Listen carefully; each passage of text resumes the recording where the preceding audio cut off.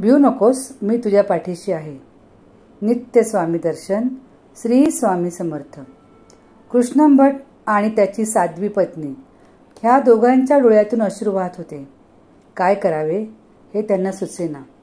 स्वामी तर नैवेद्याचा आग्रह सतत करीत होते.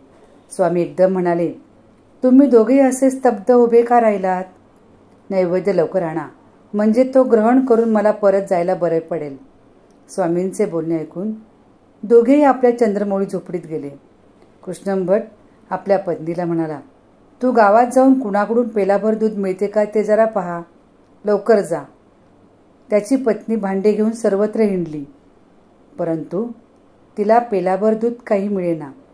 पतिव्रता द्विजश्री वारंवार दुग्धार्थ हिंडे घरोघर, परंतु दुग्धाचा एक तुषार कोठे देखील मिळेना. ती पतिव्रता श्री व्याकुळ झाली. स्वामींना आपण नैवेद्य म्हणून दुधाचा एक थेंब सुद्धा देऊ शकत नाही या विचाराने खिन्न झाली. पती पत्नीला स्वामींनी बाहेर बोलावले आणि आम्हाला नैवेद्य मिळणार ना असे विचारले. कृष्णभटाच्या पत्नीने गावात घडलेला प्रकार सांगितला आणि नैवेद्याला दुधाचा एक थेंब सुद्धा मिळत नाही म्हणून ती खंतावून म्हणाली, स्वामी आमच्यापाशी काही नाही हो. आणि ती ओक्साबोक्षी रडू लागली. तेव्हा स्वामी म्हणाले, माऊली तू कशाला रडतेस? तुझ्या गोट्यात गाय असताना तुला दूध कोण देणार? तेव्हा ती साध्वी स्त्री म्हणाली, स्वामी आमच्या या गायीचे दूध आटलेले आहे. तेव्हा समर्थ म्हणाले, मला ह्याच गायीच्या दुधाचा नैवेद्य हवा. तू आज जा, भांडे आण आणि दूध काढायला बस.